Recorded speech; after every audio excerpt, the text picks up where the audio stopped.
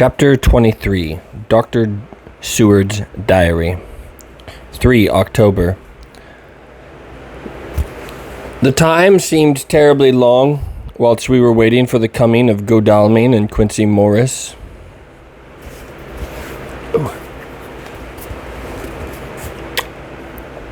The professor tried to keep our minds active by using them all the time. I could see his beneficent purpose by the side glances which he threw from time to time at Harker. The poor fellow is overwhelmed in a misery that is appalling to see. Last night he was a frank, happy-looking man, with strong, youthful face, full of energy, and with dark brown hair.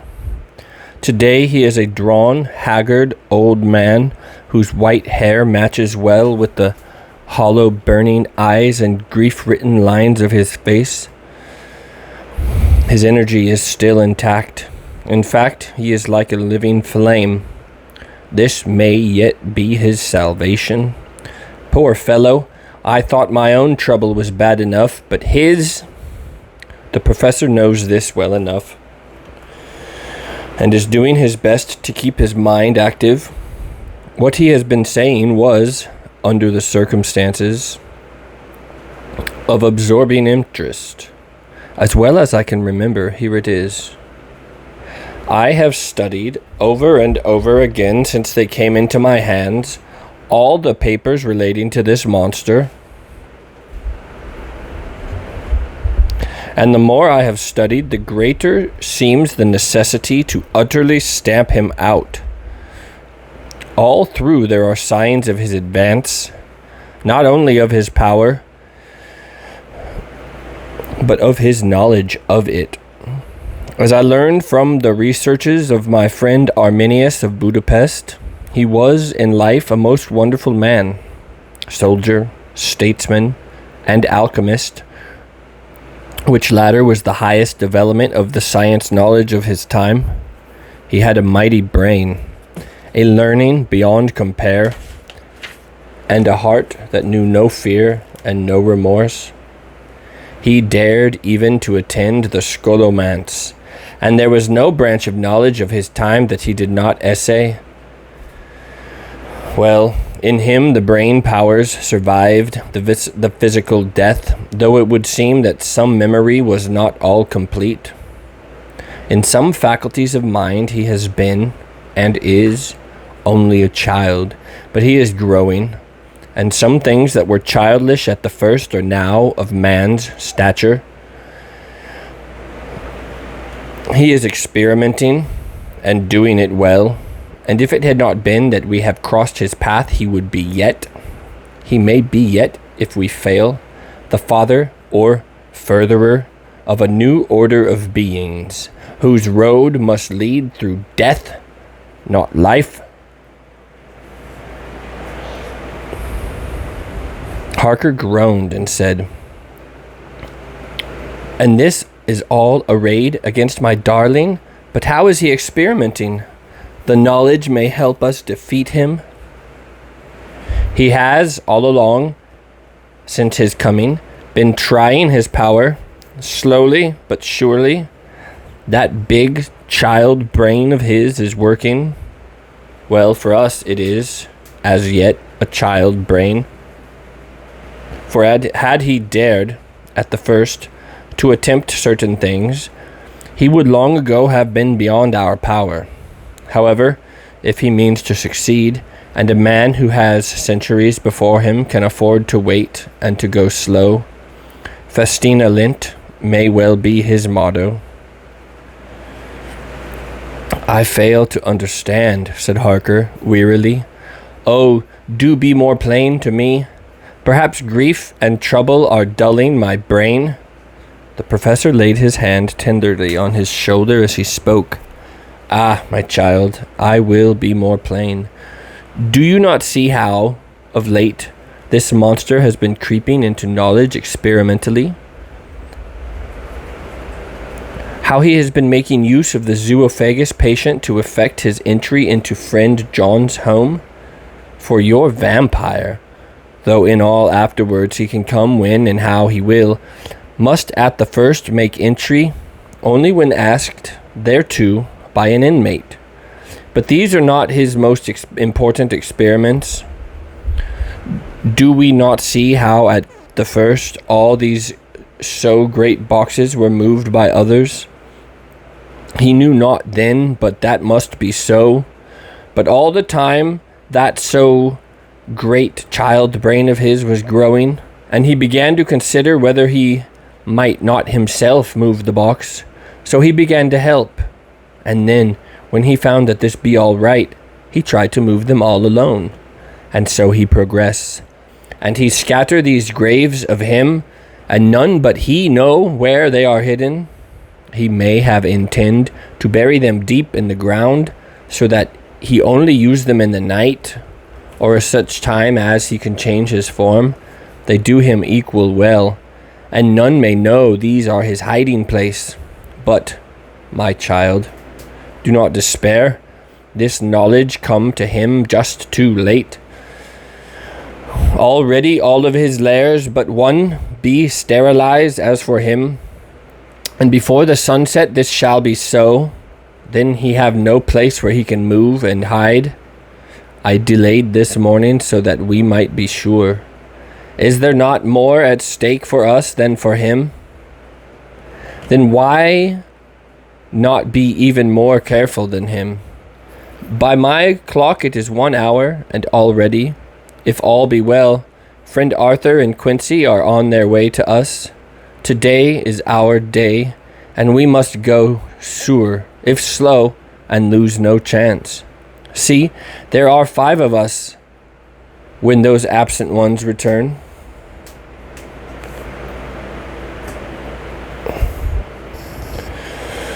Whilst he was speaking, we were startled by a knock on the hall door, the double postman's knock of the telegraph boy. We all moved out to the hall with one impulse, and Van Helsing, holding up his hand to keep silence, stepped to the door and opened it. The boy handed in a dispatch. The professor closed the door again, and, after looking at the direction, opened it and read aloud. Look out for D. He has, just now, 12:45, come from Carfax hurriedly, and hastened towards the south. He seems to be going the round, and may want to see you. Mina. There was a pause, broken by Jonathan Harker's voice. Now, God be thanked, we shall soon meet.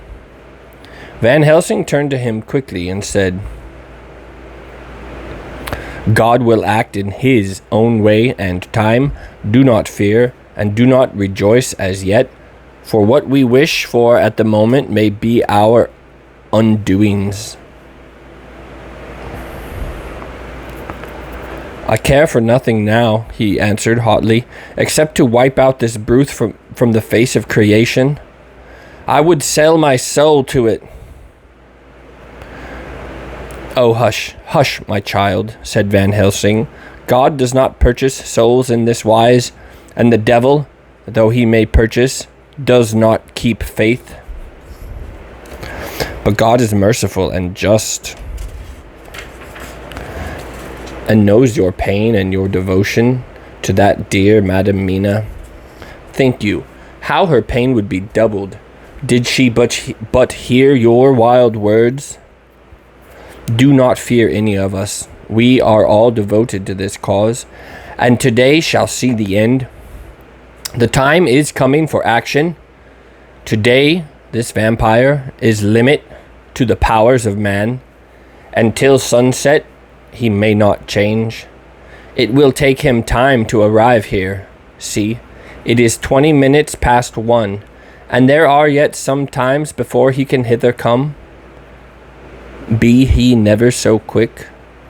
What we must hope for is that my Lord Arthur and Quincy arrive first. About half an hour after we had received Mrs. Harker's telegram, there came a quiet, resolute knock at the hall door. It was just an ordinary knock, such as is given hourly by thousands of gentlemen, but it made the professor's heart and mine beat loudly. We looked at each other and together moved out into the hall. We each held ready to use our various armaments, the spiritual in the left hand, the moral in the right. Van Helsing pulled back the latch and, holding the door half open, stood back, having both hands ready for action. The gladness of our hearts must have shone upon our faces when on the step, close to the door, we saw Lord Godalming and Quincy Morris. They came quickly in and closed the door behind them, the former saying, as they moved along the hall, "It is all right. We found both places, 6 boxes in each, and we destroyed them." "Destroyed?" asked the professor. "For him." We were silent for a minute. Then Quincy said, "There's nothing to do but wait here. If, however, he doesn't turn up by 5 o'clock, we must start off, for it won't do to leave Miss Harker alone after sunset." "He will be here before long now," said Van Helsing, who had been consulting his pocketbook. "Nota bene, in Madame's telegram, he went south from Carfax. That means he went to cross the river, and he could only do so at slack of tide, which should be something before 1 o'clock. That he went south has a meaning for us. He is as yet only suspicious, and he went from Carfax first to the place where he would suspect interference least. You must have been at Bermondsey only a short time before him. That he is not here already shows that he went to Mile End next. This took him some time, for he would then have to be carried over the river in some way. Believe me, my friends, we shall not have long to wait now. We should have ready some plan of attack, so that we may throw away no chance. Hush, there is no time now. Have all your arms. Be ready."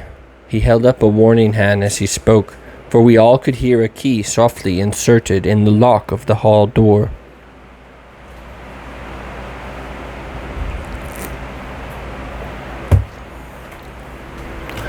I could not but admire, even at such a moment, the way in which a dominant spirit asserted itself. In all our hunting parties and adventures on different parts of the world, Quincy Morris had always been the one to arrange the plan of action, and Arthur and I had been accustomed to obey him implicitly. Now the old habit seemed to be renewed instinctively. With a swift glance round the room, he at once laid out our plan of attack, and, without speaking a word, with a gesture, placed us each in position. Van Helsing, Harker, and I were just beyond the door, so that when it was opened, the professor could guard it, whilst we two stepped between the incomer and the door. Godalming behind and Quincy in front stood just out of sight, ready to move in front of the window.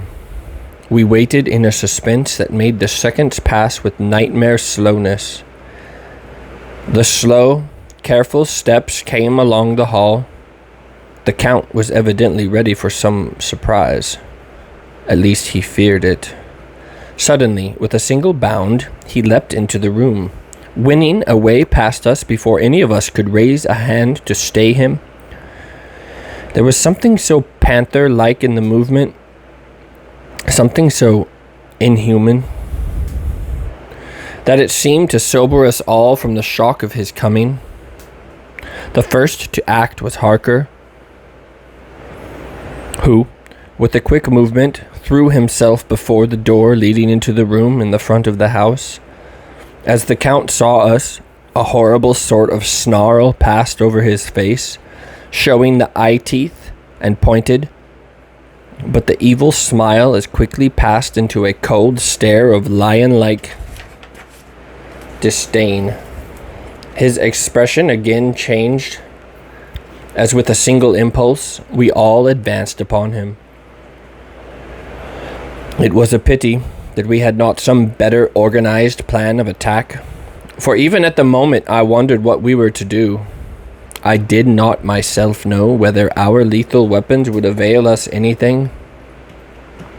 Harker evidently meant to try the matter, for he had his great kukri knife ready, and made a fierce and sudden cut at him. The blow was a powerful one. Only the diabolical quickness of the Count's leap back saved him. A second less, and the trenchant blade had shone through his heart. As it was, the point just cut the cloth of his coat, making a wide gap whence a bundle of banknotes and a stream of gold fell out. The expression of the Count's face was so hellish that for a moment I feared for Harker, though I saw him throw the terrible knife aloft again for another stroke. Instinctively I moved forward with a protective impulse, holding the crucifix and wafer in my hand. I felt a mighty power fly along my arm, and it was without surprise that I saw the monster cower back before a similar movement made spontaneously by each one of us. It would be impossible to describe the expression of hate and baffled malignity, of anger and hellish rage, which came over the Count's face.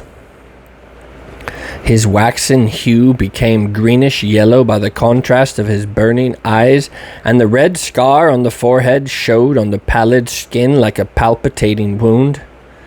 The next instant, with a sinuous dive, he swept under Harker's arm ere his blow could fall, and, grasping a handful of the money from the floor, dashed across the room and threw himself at the window. Amid the crash and glitter of the falling glass, he tumbled into the flagged area below. Through the sound of the shivering glass, I could hear the ting of the gold as some of the sovereigns fell on the flagging.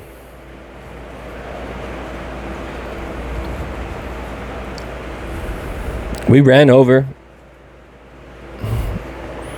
and saw him spring unhurt from the ground.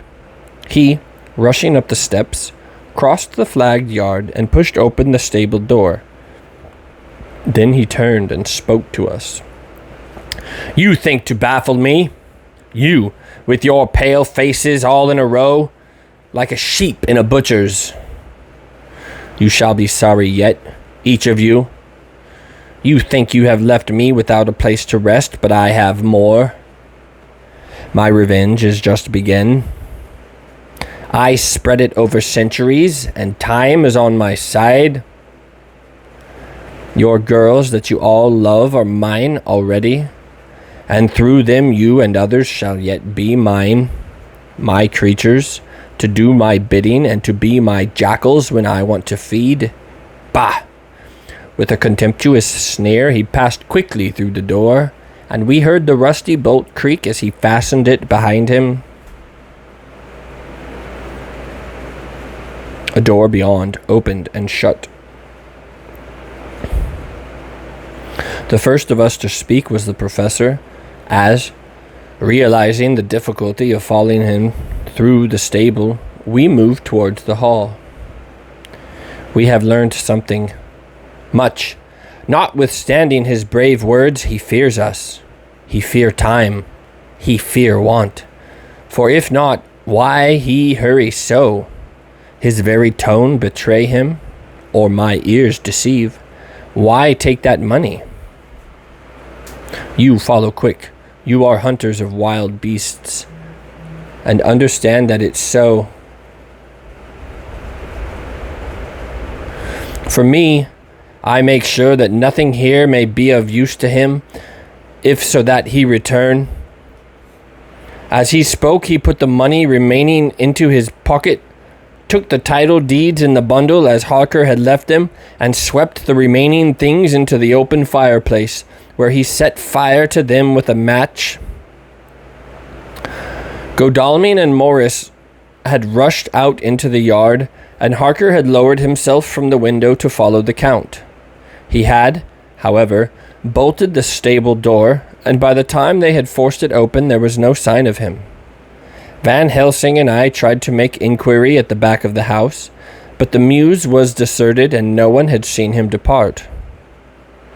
It was now late in the afternoon, and sunset was not far off. We had to recognize that our game was up. With heavy hearts, we agreed with the professor when he said, "Let us go back to Madame Mina. Poor, dear Madame Mina. All we can do just now is done, and we can there, at least, protect her. But we need not despair. There is but one more earth box, and we must try to find it. When that is done, all may yet be well." I could see that he spoke as bravely as he could to comfort Harker. The poor fellow was quite broken down. Now and again he gave a low groan which he did not suppress. He was thinking of his wife. With sad hearts we came back to my house, where we found Mrs. Harker awaiting us with an appearance of cheerfulness which did honor to her bravery and unselfishness. When she saw our faces, her own became pale as death. For a second or two, her eyes were closed as if she were in secret prayer, and then she said cheerfully, "I can never thank you all enough. Oh, my poor darling." As she spoke, she took her husband's grey head in her hands and kissed it. "Lay your poor head here and rest it. All will be well yet, dear. God will protect us if he so will it in his good intent." The poor fellow only groaned. There was no place for words in his sublime misery. We had a sort of perfunctory supper together, and I think it cheered us all up somewhat. It was, perhaps, the mere animal heat of food to hungry people. For none of us had eaten anything since breakfast, or the sense of companionship may have helped us, but anyhow we were all less miserable, and saw the morrow as not altogether without hope. True to our promise, we told Mrs. Harker everything which had passed, and although she grew snowy white at times when danger had seemed to threaten her husband, and red at others when his devotion to her was manifested, she listened bravely and with calmness. When we came to the part where Harker had rushed at the Count so recklessly, she clung to her husband's arm and held it tight as though her clinging could protect him from any harm that might come. She said nothing, however, till the narration was all done and matters had been brought right up to the present time. Then, without letting go of her husband's hand, she stood up amongst us and spoke.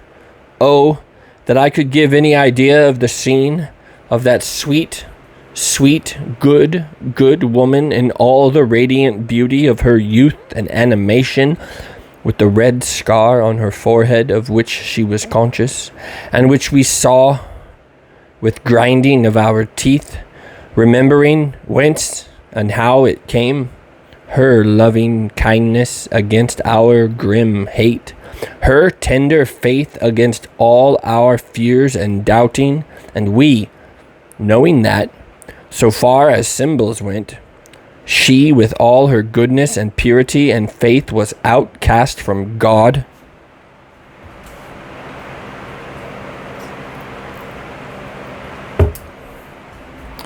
"Jonathan," she said, and the word sounded like music on her lips. It was so full of love and tenderness. "Jonathan, dear, and you all, my true friends, I want you to bear something in mind through all this dreadful time. I know that you must fight, that you must destroy even as you destroyed the false Lucy, so that the true Lucy might live hereafter. But it is not a work of hate. That poor soul who has wrought all this misery is the saddest case of all. Worser, just think what will be his joy when he too is destroyed in his worser part, that his better part may have spiritual immortality. You must be pitiful to him too, though it may not hold your hands from his destruction. As she spoke, I could see her husband's face darken and draw together, as though the passion in him was shriveling his being to its core. Instinctively, the clasp on his wife's hand grew closer, till his knuckles looked white. She did not flinch from the pain which I knew she must have suffered, but looked at him with eyes that were more appealing than ever. As she stopped speaking, he leapt to his feet, almost tearing his hand from hers as he spoke. May God give him into my hand just for long enough to destroy that earthly life of him which we are aiming at. If beyond it, I could send his soul for ever and ever to burning hell, I would do it. Oh, hush, hush. In the name of good God, don't say such things, Jonathan, my husband, or you will crush me with fear and horror. Just think, my dear, I have been thinking all this long day of it, that perhaps someday I too may need such pity, and that some other like you, and with equal cause for anger, may deny it to me. Oh, my husband, indeed I would have spared you such a thought had there been another way. But I pray that God may not have treasured your wild words, except as the heart-broken wail of a very loving and sorely stricken man. Oh God, let these poor white hairs go in evidence of what he has suffered, who all his life has done no wrong, and on whom so many sorrows have come. We men were all in tears now. There was no resisting them, and we wept openly. She wept too, to see that her sweeter counsels had prevailed.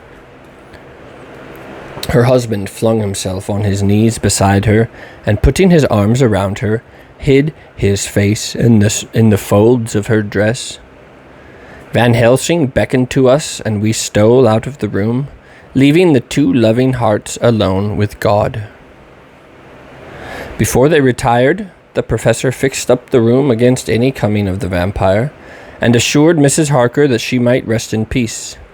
She tried to school herself to the belief, and, manifestly for her husband's sake, tried to seem content. It was a brave struggle, and was, I think and believe, not without its reward.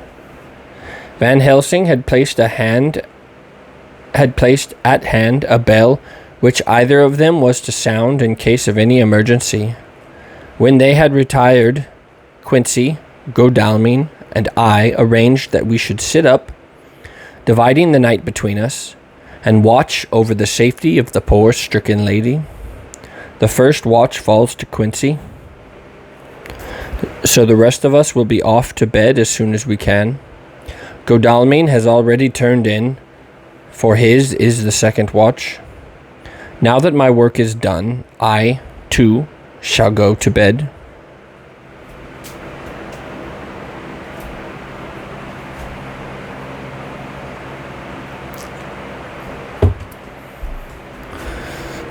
Jonathan Harker's Journal.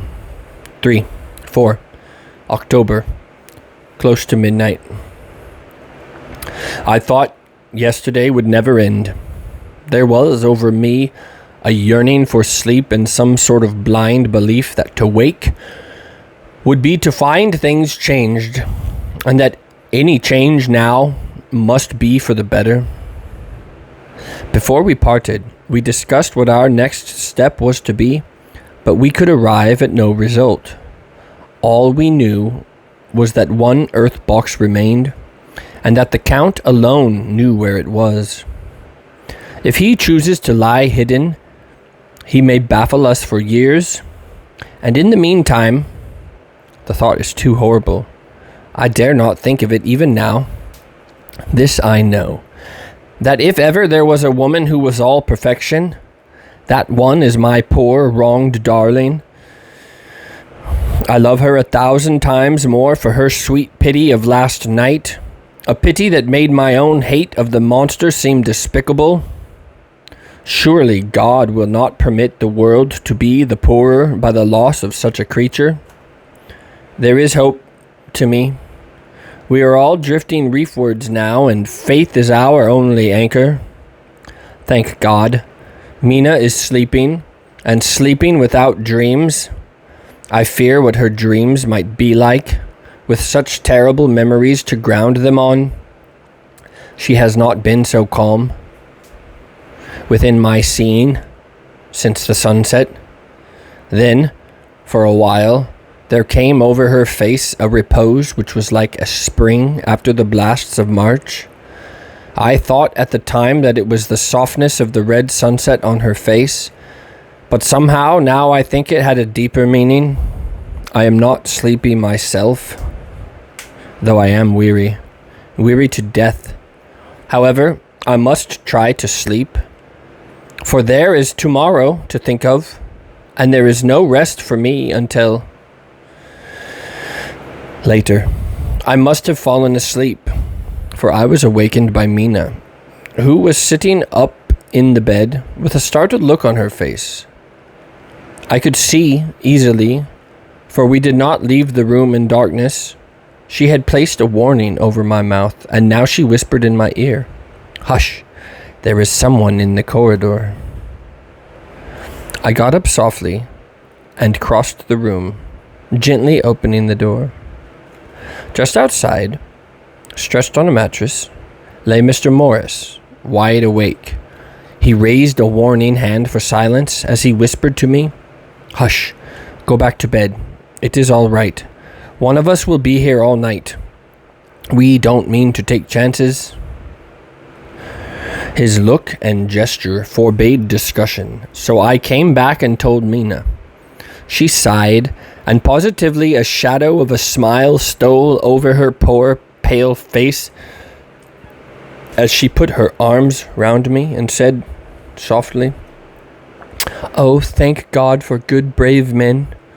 With a sigh, she sank back again to sleep.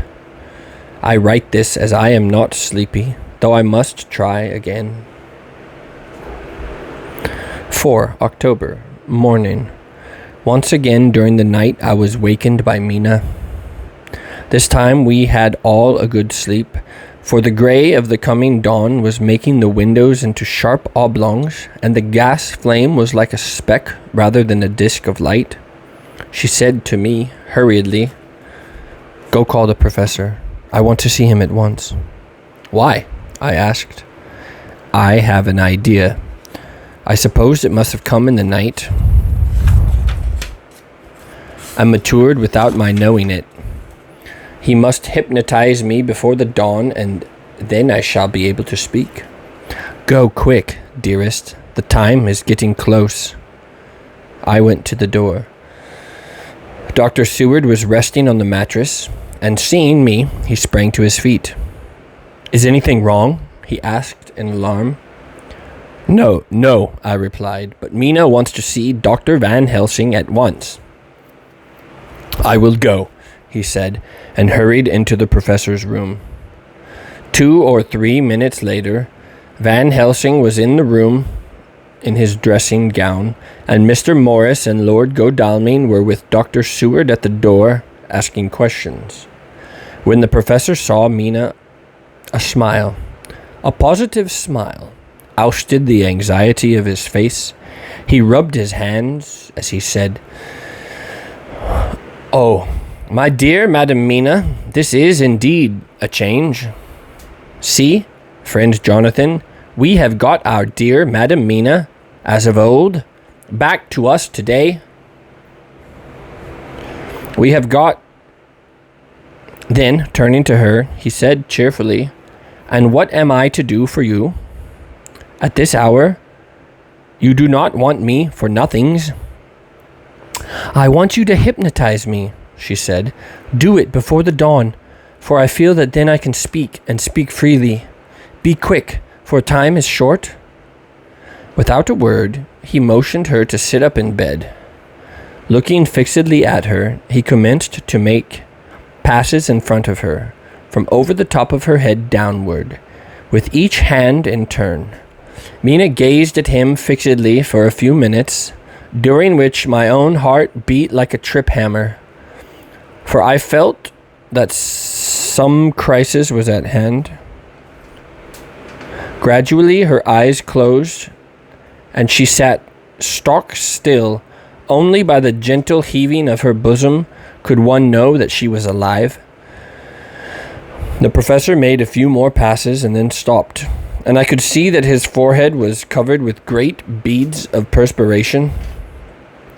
Mina opened her eyes, but she did not seem the same woman. There was a faraway look in her eyes, and her voice had a sad dreaminess which was new to me.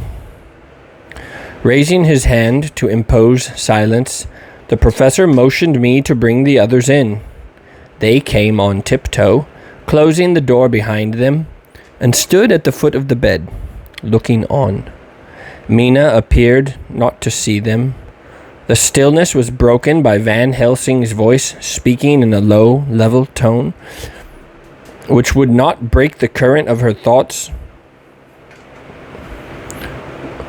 "Where are you?" The answer came in a neutral way. "I do not know. Sleep has no place it can call its own." For several minutes there was silence. Mina sat rigid, and the professor stood staring at her fixedly. The rest of us hardly dared to breathe. The room was growing lighter, and without taking his eyes from Mina's face, Dr. Van Helsing motioned me to pull up the blind. I did so, and the day seemed just upon us. A red streak shot up, and a rosy light seemed to diffuse itself through the room. On the instant, the professor spoke again.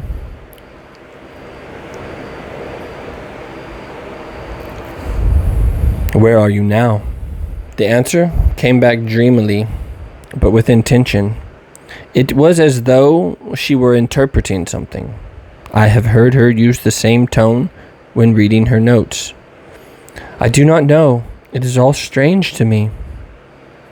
"What do you see?" "I can see nothing. It is all dark." "What do you hear?" I could detect the strain in the professor's patient voice. "The lapping of water. It is gurgling by, and little waves leap. I can hear them on the outside." "Then you are on a ship?" We all looked at each other, trying to glean something from each other. We were afraid to think. The answer came quick. "Oh, yes." "What else do you hear?" "The sound of men stamping overhead as they run about. There is the creaking of a chain, and the loud tinkle as the check of the capstan falls into the ratchet." "What are you doing?" "I am still. Oh, so still, it is like death." The voice faded away into a deep breath, as of one sleeping, and the eyes closed again. By this time the sun had risen, and we were all in the full light of day. Dr. Van Helsing placed his hands on Mina's shoulders and laid her head down softly on her pillow. She lay like a sleeping child for a few moments, and then, with a long sigh, awoke and stared in wonder to see us all around her. "Have I been talking in my sleep?" was all she said. She seemed, however, to know the situation without telling, though she was eager to know what she had told. The professor repeated the conversation, and she said, "Then there is not a moment to lose. It may not be yet too late." Mr. Morris and Lord Godalming started for the door, but the professor's calm voice called them back. "Stay, my friends. That ship, whatever it was weighing anchor whilst she spoke. There are many ships weighing anchor at the moment in your so great port of London. Which of them is that which you seek? God be thanked that we have once again a clue, though whither it may lead us we not know. We have been blind somewhat, blind after the manner of men. since when we can look back, we see that we might have seen looking forward if we had been able to see what we might have seen. Alas, but that sentence is a puddle, is it not? We can know now what was in the Count's mind when he seized the money, though Jonathan's so fierce knife put him in the danger that even he dread. He meant escape. Hear me, escape. He saw that with but one earth box left, and a pack of men following like dogs after a fox, this London was no place for him.